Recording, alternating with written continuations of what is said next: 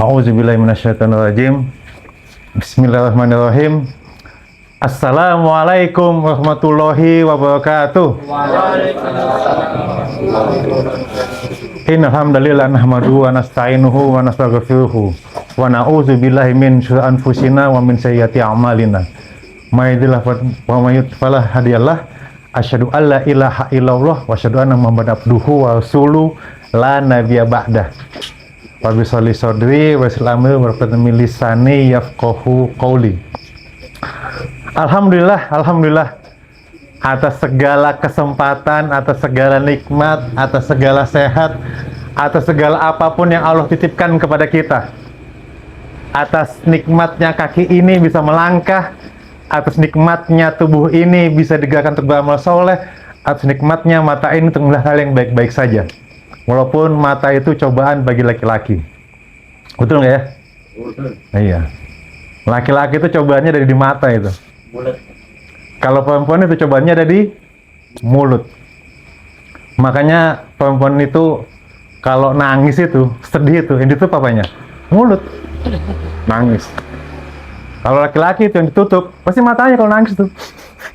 Gitu tuh. Kan dosanya di situ. Kebayang. Kalau laki-laki nangis yang ditutup mulutnya. Itu kan kocak banget gitu kan. Itu kan ngaco gitu loh. Alhamdulillah. Salam salawat semoga tercurahkan kepada junjungan kita baginda Nabi Muhammad SAW.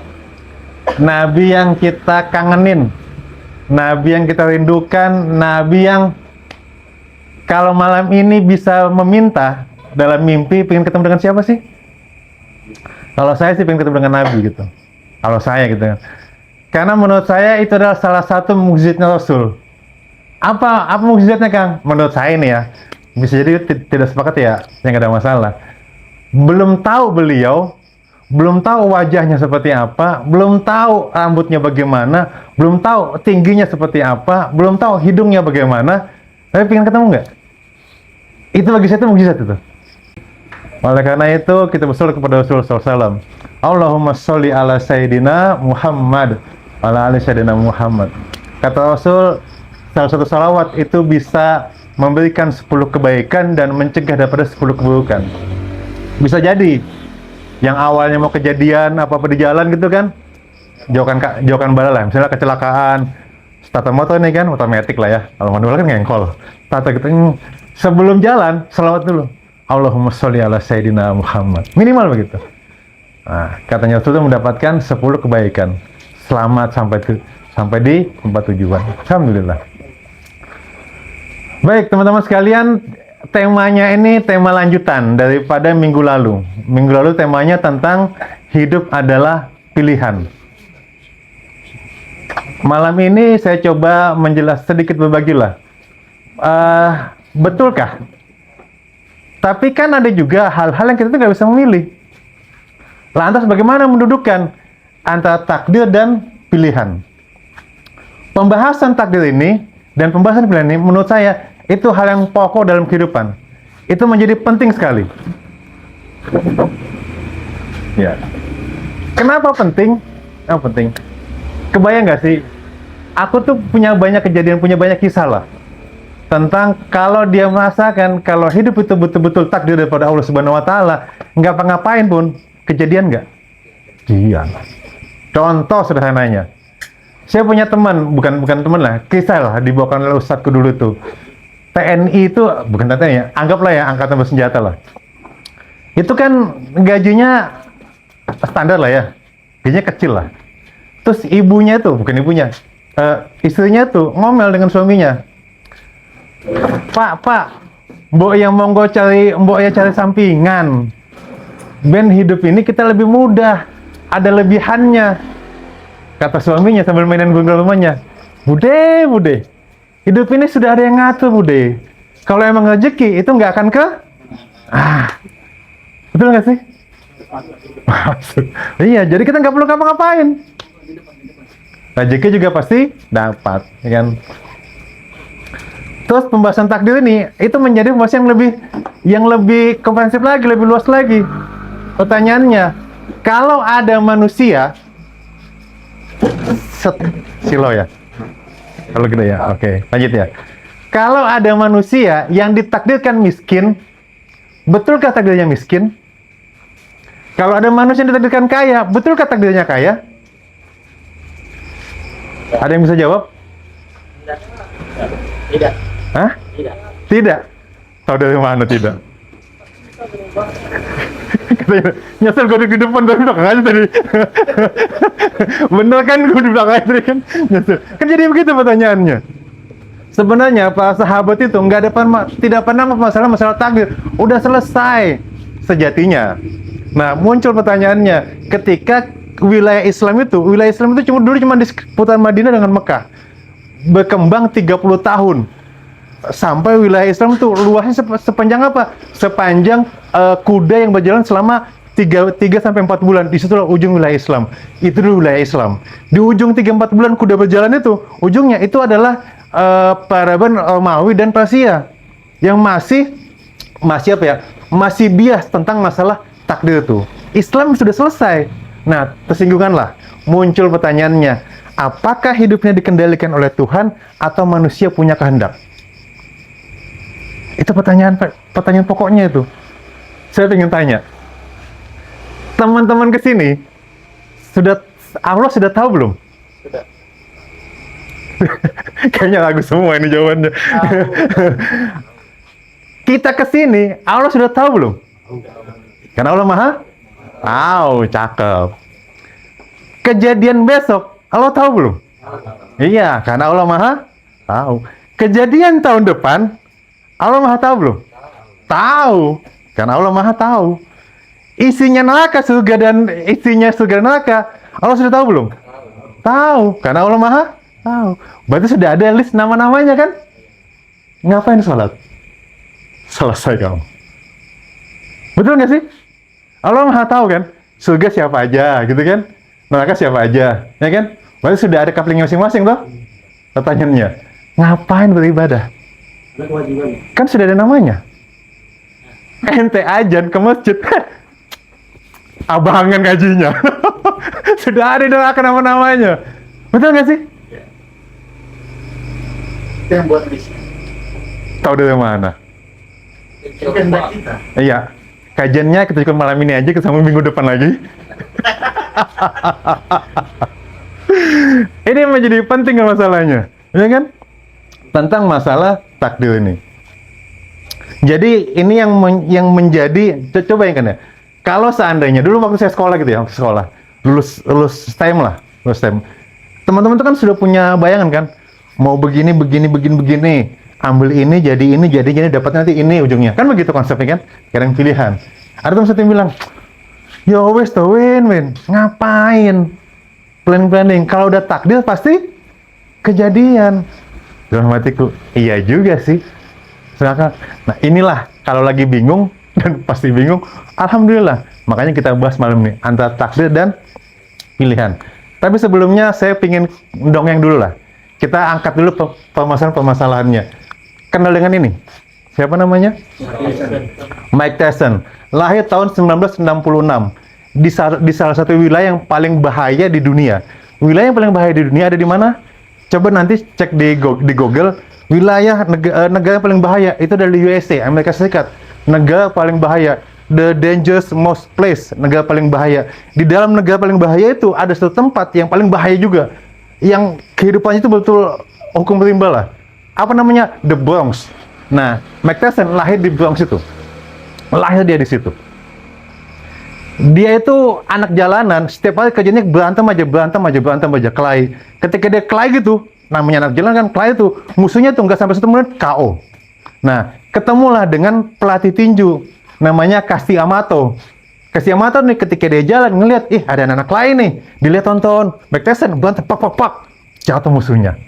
Hari kedua, ngeliat lagi, kelahi lagi Mike Tyson nih, pak, jatuh musuhnya. Hari ketiga, ngeliat lagi Mike Tyson, pak, jatuh musuhnya. Dipanggil, mau punya duit banyak nggak?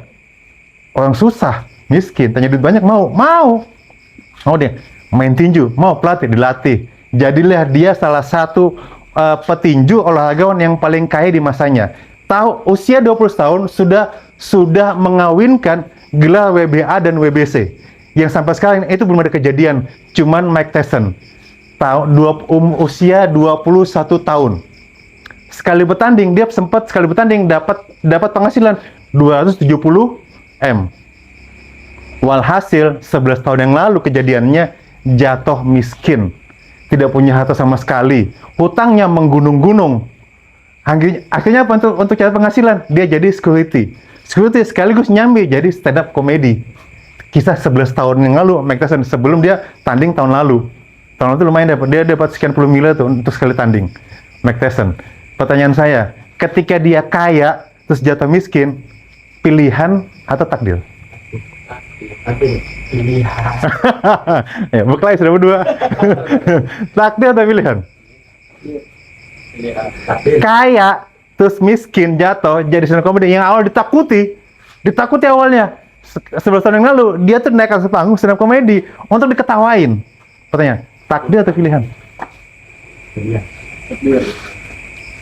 Takdir. Gitu. Mike Tyson, wah ini dia punya duit terakhir itu ya waktu masih masa jajahnya dia punya tabungannya itu punya nilainya tuh 3,7 T terakhir itu. Tapi semuanya habis, dia menjadi bangkrut dia. Atau yang lain, saya ingin tanya dulu. Yang lahir tahun 70-an pasti kenal ini. Namanya siapa? Elvis. Wih, ketahuan usianya, Pak. Iya. Tenang aja, Pak. Sama aja kita, Pak. Elvis Presley. Salah satu selebritas yang paling kaya. Bahkan sampai sekarang itu hartanya dia nggak habis-habis. Kenapa nggak habis-habis? Karena apa namanya musik itu? Dia punya penghasilan. Royalty. Royaltinya. Sampai sekarang masih berjalan. Tahu bagaimana matinya dia? Karena narkoba. Elvis Presley. Pertanyaan saya, takdir atau pilihan? Pilihan. Pilihan. Kayaknya dia? Pilihan. Berarti kita bisa milih untuk jadi kaya atau jadi miskin? Bisa. Weh, aku tuh mati-mati jalan kaya nggak jadi ya. Bingung aku. Serius, iya. Amat kalau bisa milih pengen jadi orang kaya dia, bisa milih jadi kaya amat. Makanya susah kamu. Kan, ini menjadi pertanyaan itu sama saat ini. Hidup adalah pilihan, benarkah? Atau hidup adalah takdir? Itu adalah pilihan, Pak. Gimana? Itu adalah pilihan. Hidup adalah pilihan. Oke. Saya itu, pinginnya saya tuh, Mandor Hamzahku yang ganteng, pinginnya saya tuh, aku tuh lahir jadi anaknya Abu Rizal Bakri. Nggak bisa. Iya kan? Dulu bapakku tuh pengangguran, ini kisah nyata ya, bapakku pengangguran, mamaku penjual kue. Prihatin dulu hidupku itu. Sampai suatu ketika itu, jadi mamaku tuh dulu jualan kue gitu ya, jualan kue di Kelandasan, tinggal di Kelandasan dulu, di pasar subuh di ini, Pak, pasar Beusi itu, depan Bang Besia, nitip kue dada gulung. Dulu mama saya tuh pedagang kue. Jadi tiap subuh itu, naik sepeda ke sebelum ajan subuh itu, bawa 2 kue, dada gulung sama apam. Pokoknya pakai kelapa. Ijazah STM gue tuh, mungkin kalau dicium itu, bau dada gulung itu. Kan terus dari situ, dapatnya dari situ. Suatu kejadian naik sepeda, banku itu bocor depannya. Jatuh. Kueku itu terhambur di aspal. Kupungutin satu orang, menangis, ya Allah, gini-gini banget hidup rasanya gitu kan. Pilihan atau takdir hidup itu? Pilihan. Takdirnya pilihan, ganti takdir lagi. Kayak apa sih kalian itu? Tidak punya pendirian. Lu iya? Kenapa? Lahir dari seorang penjual kue takdir. Kita coba lagi. Ini masih ingat kasusnya dulu. Kita angkat dulu akal masalahnya. Kalau kita bisa tahu ya peta masalahnya, udah clear tuh. Nah, kita nggak bisa tahu kalau kita nggak tahu masalahnya. Ini kita angkat dulu masalahnya. Tahu siapa namanya nih? Ketahuan usianya, Pak. Coki Sihotang. Coki Sihotang ini orang Medan non-Muslim. Menikah dengan yang namanya siapa namanya nih? Tapi yang ini non-Muslim, perempuannya Muslim. Buka semua kitab-kitab fikih, tanya semua ulama-ulama, tanya kitab apapun dia terkait pernikahan. haram baginya bagi wanita muslimah untuk menikah dengan laki-laki non muslim, apapun alasannya nggak boleh. Wartawan itu kepo, nanyain lah ke bapaknya yang cewek ini. Pak, namanya selebgram lah ya, namanya selebritis ya. Wartawan juga kan, wartawan gabut lah ya, orang kawin juga tanyain juga gitu kan. Kenapa anaknya diizinkan nikah dengan non muslim, Pak? Itu pertanyaannya. Apa kata jawaban bapaknya? Semua sudah ketentuan Allah. Apapun yang terjadi, saya yakini Allah. Kita semua sudah ada ketentuan. Semua itu bukan kehendak kita masing-masing. Akhirnya kembali pada keyakinan dan kita mengharapkannya mana yang benar. Haji Ansori, Bapak Emelisa namanya. Dengan kata lain, bapaknya yang bilang, semua itu mas, udah tercatat di dalam Lauhul Mahfuz. Ini kehendak Allah. Betul apa salah? Betul lagi. Betul lagi. Semua kehendak Allah. Betul lagi.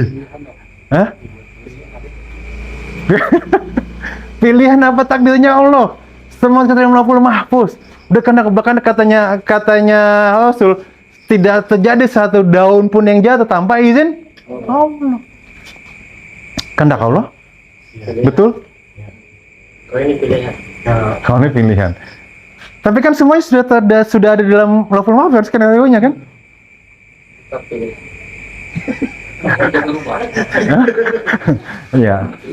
Baik, kita lanjut minggu depan. Malam ini cukup sekian dulu. Masya Allah. Tapi ini kejadian. Salah satu di medsos saya dapat sih, ada yang kayaknya ngaji di teman-teman salaf. Mungkin ya kisah muda hijrah lah ya. Masuk sel dia karena masalah narkoba. Kisah nyata ini. Ketika ditanya sama teman di sel, kenapa begini kejadiannya? Dia bilang, gini sudah. Takdirnya Allah sudah begini. Dan saya bisa mengambil hikmahnya dari sini. Banyak lagi kejadian, ada yang hamil duluan nikah gitu kan. Bapaknya tanya, gitu sudah nak. Loh iya betul. Tapi cara Lauhul Mahfuz kan. Nah, pertanyaannya, betulkah takdir? Apakah semua sudah takdir kita? Atau belum?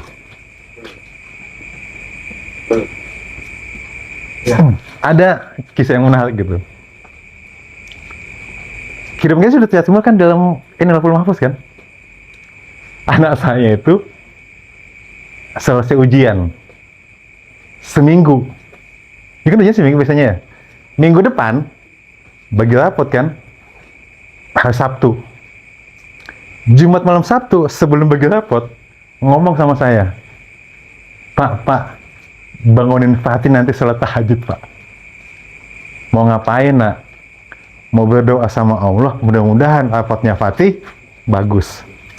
Saya tanya sama anak saya, bagi rapotnya kapan? Besok, Pak, Sabtu.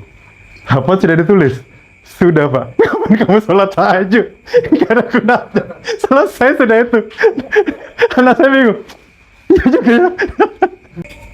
Tapi itu jadi masalah di kalangan umat kan? Hingga akhirnya ada sifat yang fatalistik. Apa? Ya nggak ngapa-ngapain sudah. Toh semuanya sudah diatur. Apakah itu sudah menjadi takdir kita? Bagi mereka-mereka yang ini, apakah sudah menjadi garis tangan kita? Nah, bagi mereka-mereka yang menjadi apa ya, kelompok fatalistik, itu yang namanya ramalan itu, wah jadi heboh banget itu. Ya kan? Nanya ke dukun, nanya ke orang pintar misalnya, ngeliat dengan garis tangan gitu kan. Semua menjadi nih. Saya nggak tahu kalau sekarang ya, cuman 10 tahun yang lalu, yang namanya ramalan zodiak, Masya Allah, itu luar biasa banget tuh kan. Kalau beli waktu saya masih STM, beli majalah Aneka buat kasih pacar saya dulu. Pertama kali yang dibuka itu apa ya? Zodiak. Hari ini rezeki kamu bagus. Wah, keren banget kan? Harus berhemat ya, karena pengeluaran semakin banyak. Wah, berhati-hati. Kan? Kasih itu sudah. Dan sampai sekarang masih banyak itu. Apakah ini sudah menjadi garis tangan kita? Kalau nggak bisa kita ubah lagi, apakah semuanya sudah nasib kita?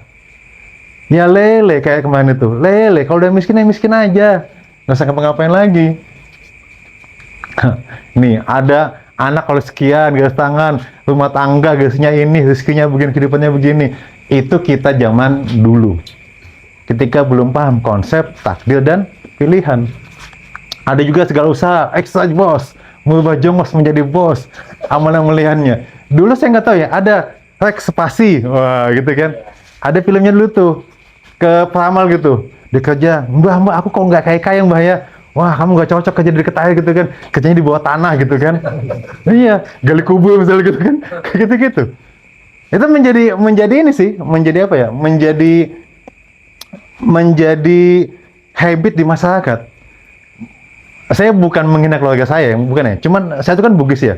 Mama saya itu masih betul-betul Bugis asli itu. Semua itu ada kalender, ada tanggalnya semua. Hitungannya ada semua. Enggak boleh begini, enggak boleh begini, enggak boleh harus begini. Wah, saya bilang, apa juga kita ini ya kalau begini ceritanya. Pemali. Banyak betul pamalinya gitu kan. Banyak pamalinya. Nah, ini menjadi pertanyaan kita. Pertanyaannya adalah, apakah memang sudah nasibnya miskin, sementara yang lain dinasibkan kaya? Apakah seorang itu telah diterima menjadi karyawan, sementara yang lain diterima menjadi direktur? Apakah seseorang itu telah digariskan menjadi ustadz, sementara yang lainnya digariskan sebagai koruptor? Ini adalah pembahasan malam ini. Kita kaitkan dengan lafzul mahfuz, kehendak Allah dan iradanya Allah Subhanahu wa taala. Bagaimana mendudukannya? Bingung? Jelas bingung. Makanya kita bahas malam ini. Sederhananya, nanti teman-teman ya, kalau mau yang intensif, ini kita kupas. Saya hanya sebenarnya sedikitnya lah. Nanti ada namanya kajian eksklusif, kalau mau kita lebih mendalam. Sampai ke dalam pembahasan kitab. Tapi ini cuman, apa ya, spill aja lah ya. Spill aja. Teman-teman sekalian, takdir itu tidak bisa kita kaitkan dengan lauhul mahfuz. Tidak bisa kita kaitkan dengan irada Allah. Tidak bisa kita kaitkan dengan kehendak Allah. Kenapa? Karena kita tidak tahu. Pembahasan yang pertanyaan-pertanyaan yang tadi saya tanyakan kepada teman-teman semua, itu adalah pertanyaan yang salah. Kenapa salah? Karena saya kaitkan dengan lauhul mahfuz, sesuatu yang kita tidak tahu. Kalau tidak tahu, bisa dibahas atau tidak? Enggak bisa dibahas. Contoh sederhananya.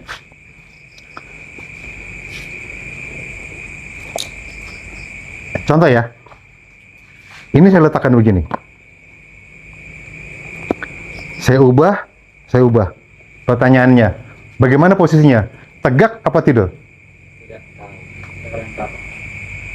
Saya ubah lagi. Tegak atau tidur ya? Tetap tidak tahu. Nah, di situ kesalahan kita. Manusia berpikir yang dia nggak tahu sama sekali, dia kaitkan dengan aktivitasnya dia, dikaitkan dengan amaliyahnya dia, dengan kehendaknya Allah Subhanahu wa taala. Oleh karena itu, membahas tingkah laku manusia, perbuatan manusia, tidak bisa dikaitkan dengan takdirnya Allah, ilmu Allah. Allah mengetahui semua apa yang dikerjakan manusia, kehendak Allah. Semua perbuatan manusia terjadi karena kehendaknya Allah. Lauhul mahfuz, semua perbuatan manusia tertulis di dalam lauhul mahfuz. Ini adalah hal-hal yang tidak bisa dibahas oleh manusia. Kenapa? Karena kita tidak tahu. Contoh, isi tas saya apa? Coba jawab. Ingat. Ada yang bisa jawab? HP. Ini apa saya? KTP. KTP, Pak. KTP saya di dompet, nggak di sini. Apa sih tas saya? Tidak tahu. Charger. Enggak, saya nggak bawa. Nah, ini adalah contoh aktivitas yang salah. Saya bertanya, teman-teman menjawab. Jawabnya itu pertanyaan saya, pakai mikir atau nebak? Nah, nebak itulah yang menjadi perbuatan manusia saat ini. Nebak-tebakan. Padahal nggak bisa dicari. Tahu nggak lauhul mahfuz itu isinya apa sih? Nggak tahu, makanya nggak bisa dikaitkan. Mereka yang menjadikan lauhul mahfuz sebagai alasan untuk tidak beramal soleh, saya menjadi lebih yakin bahwa ini hanya alibi kemalasan. Kayak tadi, si Bapak Emilisa tadi itu, dia bilang, ini sudah tercatat dalam lauhul mahfuz. Emang dia tahu apa tulisannya? Gak tahu. Atau ketika ditanya,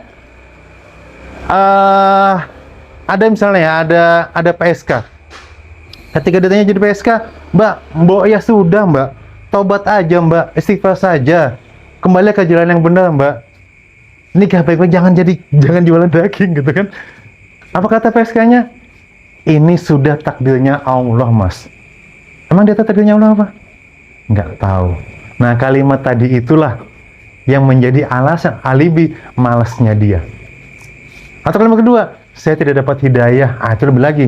Minggu depan kita bahas tentang masalah hidayah. Tapi ini teman-teman semua, bahwa mengapa kita nggak bisa bahas ini? Karena kita tidak tahu apa itu lafzul mahfuz isinya, apa itu kehendak Allah, apa itu ilmunya Allah. Dapat dipahami ya? Insya Allah. Nah, yang bisa dipikirkan oleh manusia adalah apa yang kelihatan oleh manusia. Masalahnya adalah, apakah manusia dipaksa ketika melakukan sesuatu, memilih sesuatu, dan menjadi sesuatu, ataukah ia diberi kebebasan untuk memilihnya? Pertanyaan sudah diganti, bukan kehendak kita atau kehendaknya Allah, tapi ini menjadi pertanyaan sejatinya bagi seorang hamba manusia. Apa itu? Apakah manusia dipaksa atau dia tidak dipaksa? Apakah dia terpaksa ataukah dia bisa memilih? Teman-teman datang ke sini, pilihan atau dipaksa? Nah, bukan dikaitkan dengan kehendaknya Allah. Kita nggak bisa bahas itu. Kita nggak tahu itu. Dikait-kaitkan, pasti salah. Bagaimana mengkaitkan sesuatu yang tidak tahu? Contoh lagi, apa sih di balik tembok ini? Jawab semua, nebak itu. Namanya jawaban tebak-tebakan. Bisa benar, bisa salah. Tapi yang jelas, nggak pakai akal untuk menjawabnya. Nah, pertanyaan bagi manusia adalah, apakah manusia dipaksa atau bisa memilih, atau dia tidak bisa memilih kepada suatu kejadian? Poinnya di sini. Apa kita dipaksa atau kita punya pilihan? Contoh, saya lahir dari mama Bugis, bapak yang Bugis. Punya pilihan atau saya terpaksa? Terpaksa kan? Ketika sesuatu yang saya terpaksa, ada hisapnya atau tidak? Hisap itu ada hitungannya nggak dengan Allah? Nggak ada. Tapi teman-teman mau datang ke sini, pilihan atau terpaksa? Pilihan. Ada hisapnya? Ada. Datang ke sini, pilihan, dan itu ada hisapnya. Yang jadi masalah saat ini adalah kebanyakan di antara kita itu galau, gelisah, khawatir terhadap hal-hal yang tidak dihisap. Tapi tidak galau dan tidak khawatir terhadap hal yang dihisap. Contoh sederhananya, mohon maaf nih buat anak-anak yang belum nikah. Kebanyakan bagi kaum wanita, punya dada tipis, bokong tepos. Itu wilayah yang dalam dia kuasai atau wilayah pilihan? Dia terpaksa atau pilihan? Terpaksa. Ada dosa nggak di situ? Nggak ada. Tapi banyak yang galau dengan itu. Galau. Akhirnya suntik silikon sana, suntik silikon sini kan. Ya kan? Yang awalnya itu nggak dihisap, akhirnya menjadi dihisap. Punya hidung mancung, hidung pesek. Pilihan atau dipaksa? Terpaksa. Galau nggak hidung pesek? Galau hidung pesek. Iya. Kadang-kadang kita seperti itu kan. Oh, suntik silikon lah, tiap pagi digini-gini kan kita apa coba digini-gini kan gitu. Sama aja. Nggak ngefek juga. Nah, kadang kita seperti itu saat ini kejadiannya. Contoh, naik motor nih saya. Di depan regensi. Jokan balas tiba-tiba tabrak dari belakang, jedang dari belakang. Kondisi yang ditabrak dari belakang itu pilihan atau paksaan? Paksaan. Ketika saya ditabrak dari belakang, ada dosa atau tidak? Nggak dosa. Tapi respon saya ketika saya kecelakaan, nah, memakai anjing memang, itu ada pilihannya di situ kan. Mau memaki atau mau astagfirullahaladzim, sabar. Bisa nggak? Bisa. Belum tentu, bro. Belum tentu. Diketek aja maki-maki anjing emang gitu kan. Kan begitu kelakuan kita gitu kan. Iya. Nah, di sini yang saya bolak-balik bagi kepada teman-teman saya. Jangan sampai kehidupan kita independen ini dipengaruhi oleh sikapnya orang lain. Karena kita berkuasa pada diri kita sejatinya. Saya kaitkan dengan di minggu lalu. Mau memaki, mau kita mau ikhlas, mau sabar, mau mengumpat, bisa nggak? Bisa. Tapi kejadian yang menimpa kita tidak ada hisapnya. Kenapa saya dilahirkan miskin ya Allah? Kenapa saya dilahirkan ganteng ya Allah? Gitu kan? Kayak kalau saya dilahirkan ganteng kan, itu emang saya nggak punya pilihan apa lagi gitu kan? Terpaksa gitu kan? Anjing gitu, anjing loh. Loh iya, serius. Di tempat saya itu saya yang paling ganteng. Kata istri saya sih. Kata anak saya gitu kan. Nah, ini yang menjadi concern bahasan, apakah itu dipaksa atau pilihan. Baik teman-teman sekalian, masalahnya adalah, ini penjelasannya lebih dalam. Manusia itu, percaya tidak percaya, pada faktanya terbagi menjadi dua kubu. Ada yang dua kubu, ada yang ada pada diri manusia, itu manusia. Apa tuh? Bisa memilih dan dia bertanggung jawab. Yang kedua, dipaksa menerima dan tidak bertanggung jawab. Saya sudah jelaskan di awal tadi. Intinya, dalam kendali manusia dan di luar kendali manusia.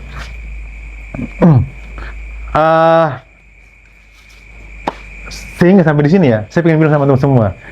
Kalau antum bisa memilih semua, bisa memilih keadaan, ada pilihan dalam perbuatan, dengan kata lain, tidak ada kemaksiatan yang tidak sengaja. Betul nggak sih? Jauhkan bala lah ya, jauhkan. Tapi contoh aja, ada teman punya pacarnya nih, sekian tahun pacaran dia, hamil perempuannya. Kenapa bisa hamil?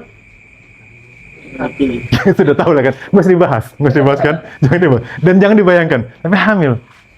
Terus teman saya bilang, saya tanya, tuh kenapa kejadian? Dia bilang, aku nggak sengaja, Win. Aku bilang, betul gak sih? Aku nggak sengaja gitu. Saya pengen kuincak mulutnya tuh. Ada nggak sih buka celana tuh nggak sengaja gitu? Nggak ada. Ada sih yang nggak sengaja, nggak ada. Semuanya terkondisikan, ya kan? Nah, kita akan dan hidup kita teman-teman sekalian, dan hidup kita nggak pernah lepas daripada ini, dalam kendali dan di luar kendali. Nah, tinggal pertanyaannya, kalau di luar kendali kita, berarti tidak ada hisapnya. Jangankan Allah ya, teman-teman bisa nggak nanya kepada saya, Win, kenapa kamu laki-laki? Bisa nanya begitu nggak? Nggak bisa.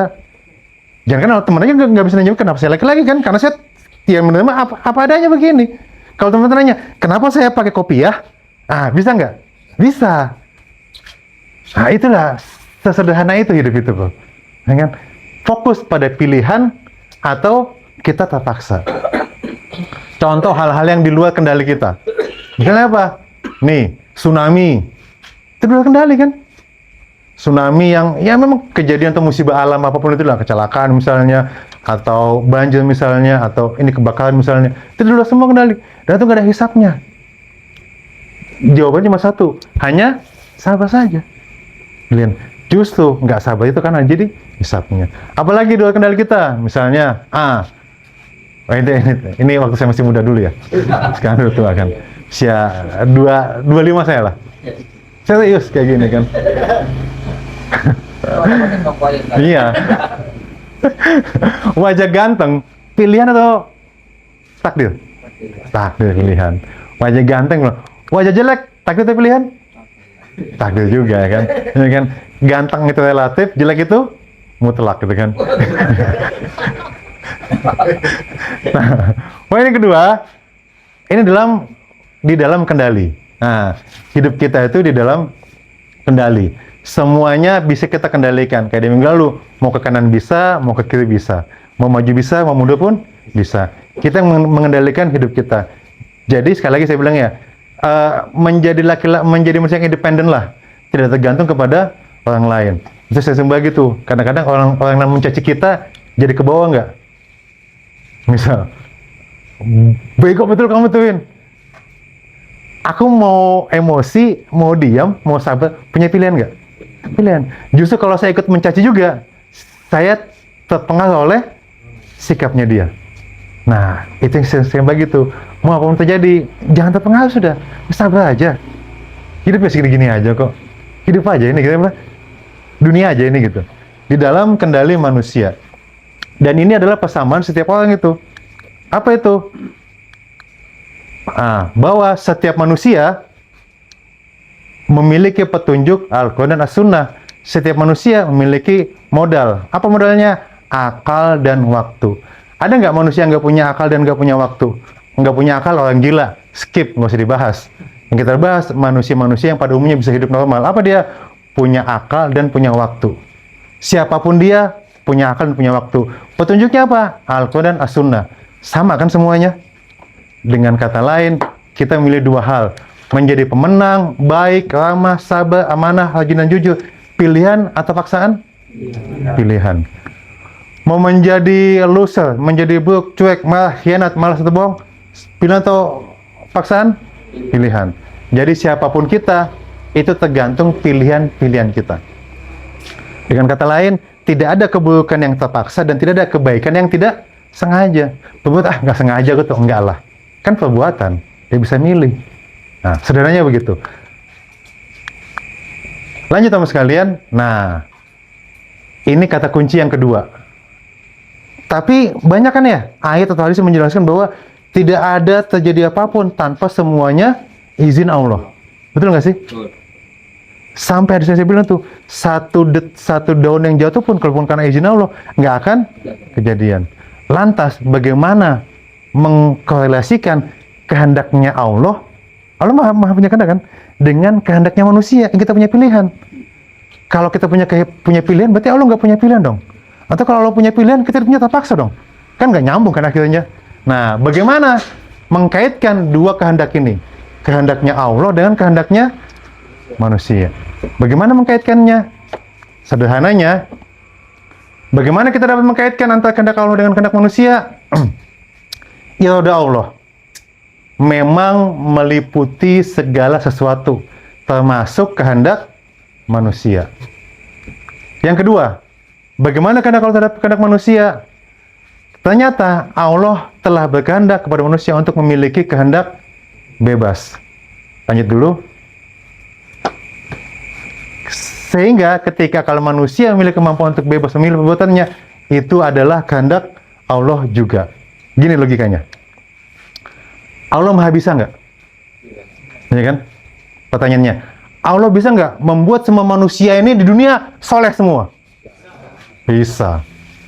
Allah bisa nggak membuat semua manusia ini bejat semua? Bisa. Tapi itu tidak Allah lakukan. Allah membuat manusia semuanya bebas memilih. Kata kuncinya situ. Jadi kebebasan kita memilih itu adalah kehendaknya Allah. Dan disitulah letak keadilan Allah Subhanahu wa Ta'ala. Kalian punya akal, kalian pakai. Dan Allah Subhanahu wa Ta'ala akan menghisap manusia ketika dia sudah akil balik, sudah punya akal, bisa pikir, disitulah dia dihisapnya. Jadi kalau punya akal itu, bro, dipakai, ya kan? Jangan kayak teman kita itu, kebanyakan mabuk, kebanyakan minum, ya kan? Otaknya kosong, mau dijual gitu loh, kalau pakai gitu. Sehingga ketika akal manusia memiliki kemampuan untuk bebas memilih perbuatannya, itu pun adalah kehendak Allah. Nah, di sini kata kuncinya. Kita nggak bisa mengkaitkan perbuatan kita dengan perbuatannya Allah. Memang kamu dikasih pilihan kok. Coba dipahami? Nah, jadi dikaitkan dengan lalu. Ada hal yang dalam wilayah kekuasaan kita, pilihan kita minggu lalu. Yang malam ini ada memang hal-hal yang memang di luar kuasa kita. Dan ada fakta yang bisa terbantahkan. Pertanyaannya, kita mau fokus yang mana? Fokus di luar pilihan atau fokus dalam pilihan kita? Kan begitu ceritanya. Hidup ini tentang memilih. Ada sedikit film pendek, ada dua hal tentang takdir dan pilihan. 4 menit sekian, mudah-mudahan bisa menjadi muhasabah kita semua, karena kita tidak tahu.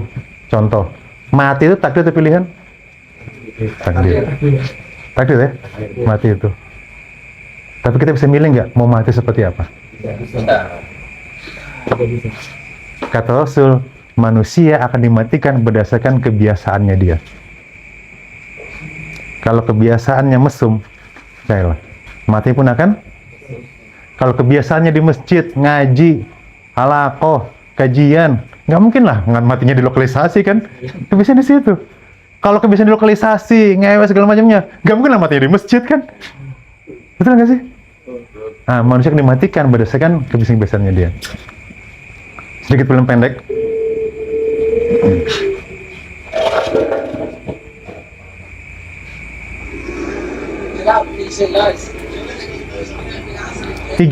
Tiga pemuda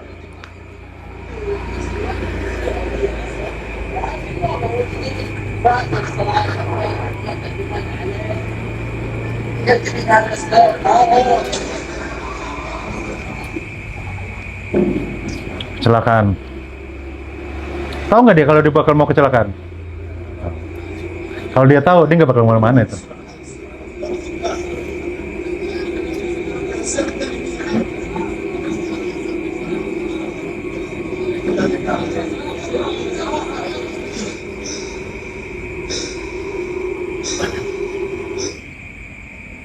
Now was life. Now was choice.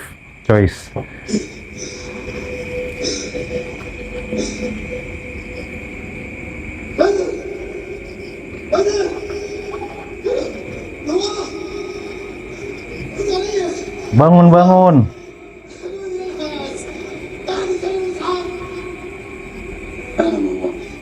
Aku Nawaf. Aku baru saja mati. Ini adalah kehidupan saya. Ini adalah pilihan saya. Hei.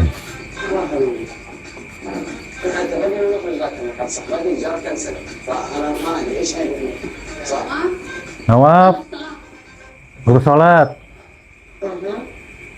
Sibuk nelpon dengan pacarnya dia. Nawaf.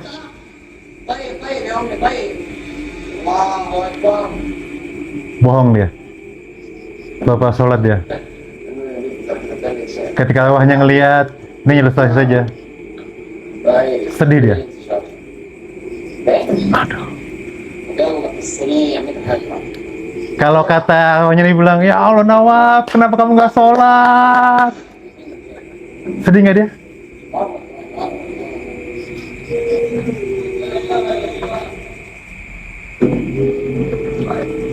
Better life, better choice. Itu kejadian. Aku baru mati.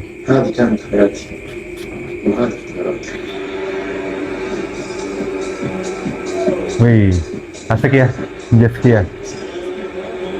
Ketika azan,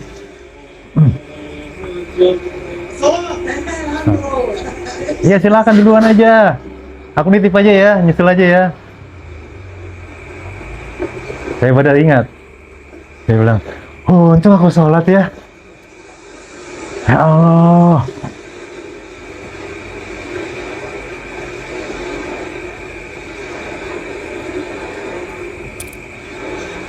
Hidupmu adalah pilihanmu.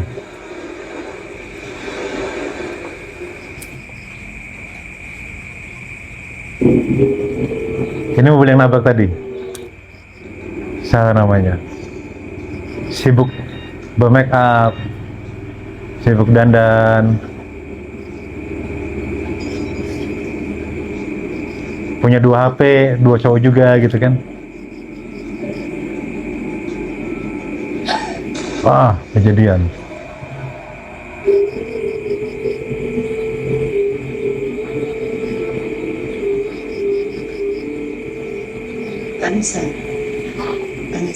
Aku baru saja mati. Ini adalah hidupku. Ini adalah pilihanku. Asik chattingan.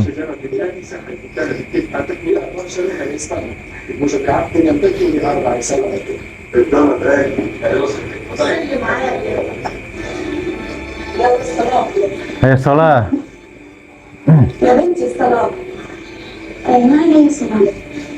Aku lagi nggak sholat. Padahal enggak sih. Dia lagi malas aja. Saya datang. Nyesal nggak salahnya?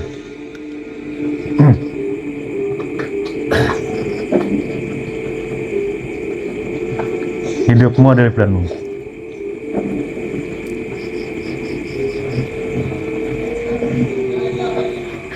Bagi 2 tadi itu isinya adalah penyesalan.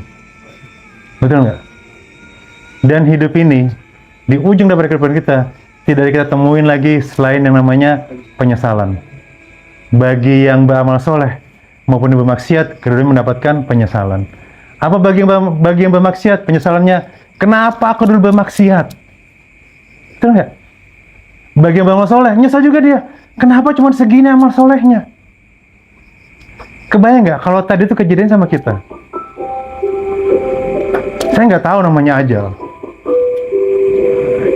Jangan masa pongah dan congkak tentang masih mudanya kita. Tadi di jalan tadi itu, tahu nggak dia 2 menit sebelum kejadian bakal mati? Nggak tahu.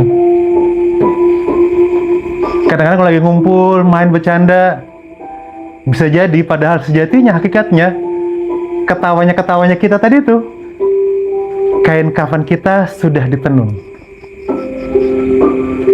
Kain yang pasti kita pakai, dan tidak ada keraguan di dalamnya. Tinggal makainya mau dengan apa? Dengan amal soleh atau dengan kemaksiatan? Bisa jadi saat kita masih muda, tapi ajal kita sudah di depan mata. Kayak tadi itu. Suatu kejadian dalam video YouTube saya nonton. Pemain bola meninggal di tengah lapangan bola ketika main bola. Pertanyaan dia, tahu nggak pada saat dia akan mati? Kalau 10 menit sebelum dia main, dia tahu dia tinggalkan semuanya itu. Hidup itu cuma tinggal mana yang lebih penting sih? Penting akhirat atau penting dunia? Penting duit atau penting sholat? Bisa jadi saat kita sibuk mengejar dunia, ternyata ajal datang kepada kita dengan tiba-tiba.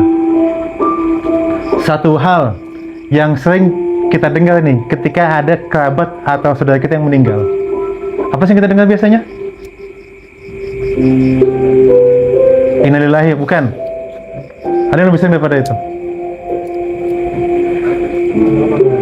Kenapa? Kenapa? Betul. Ada kenapa? Gak nyangka ya. Minggu lalu tuh nah, kajian. Sahabat saya tuh, itu namanya, kerja di konsultan di Indosat. Masih muda, di bawah saya usianya. Meninggal minggu lalu.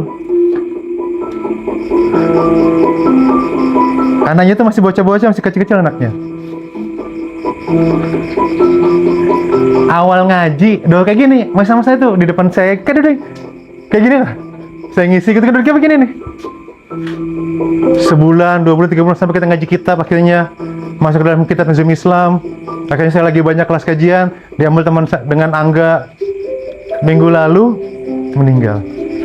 Dan saya bilang, ya Allah, badannya gemuk, sehat. Gak nyangka saya anak ini. Dan ada satu masanya, tidak ada keraguan di dalamnya, saya dan antum semua di sini mengalami hal yang sama. Bisa jadi saya belakangan, antum duluan. Bisa jadi antum duluan, saya belakangan. Nggak ada masalah. Apapun itu pasti dapat kan? Jadi sekali lagi, hidup ada pilihan, tapi jangan khawatir, jangan was-was tentang hal yang memang bukan kuasa kita. Kita kadang-kadang galau tentang rezeki. Itu kan bukan dalam kuasa kita kan? Tentang masa depan, itu bukan dalam kuasa kita sudah tuh. Tentang anak-anak, tentang ajal, masa khawatir masalah ajal lah, dapat semuanya. Masa khawatir. Iya nggak sih?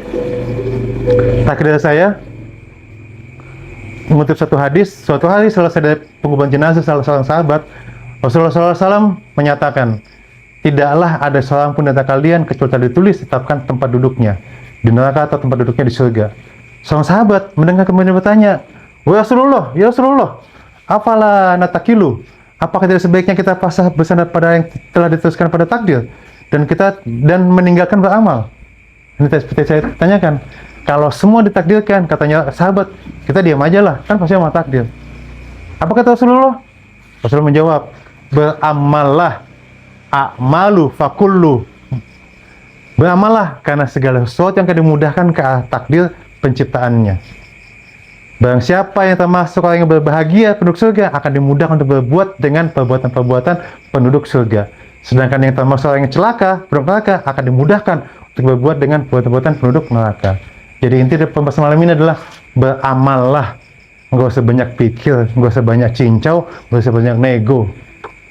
Yang menjadi masalah kadang-kadang kalau kita beramal, banyak mikirnya nggak? Nanti gimana? Kalau nanti begitu, nanti kan begini, nanti kan susah, nanti kan repot. Padahal itu adalah amal soleh. Tapi dalam konteks maksiat, mikir nggak? Oleh karena itu katanya para sahabat, kata Rasul, beramallah. Kalau bahasa orang Sunda, ya gimana nantilah. Sekarang kan kalau kita mau beramal kan, nanti gimana ya kalau begini ya? Nanti kan susah begini, nanti kan dapat di sini, nanti kan kerjanya di sini. Banyak betul alasannya kalau amal soleh. Kalau maksiat nggak pakai alasan. Oleh karena itu nasihat buat saya, buat teman-teman semua, apapun itu lakukanlah, yang penting amal soleh. Karena setiap buah daripada perbuatan itu menjadi candu. Percaya apa tidak? Sekecil-kecil maksiat, tadi ngomongan saya, sekecil-kecil maksiat pasti akan menjadi candu dan akan minta maksiat lebih besar lagi. Sekecil-kecilnya amal soleh akan menjadi candu dan akan minta amal soleh yang lebih besar lagi. Dapat dipahami? Kan? Beramallah, tinggalkan segala kemaksiatan. Kalau misalnya malam ini itu saja kajian saya, berbaginya. Semoga ada yang bisa dibawa pulang dan semoga tercerahkan. Kalau misalnya saya tutup dengan doa kafatul majelis. Alhamdulillah, asyhadu an la ilaha illallah. Assalamualaikum warahmatullahi wabarakatuh. Monggo kalau ada mau diskusi silakan.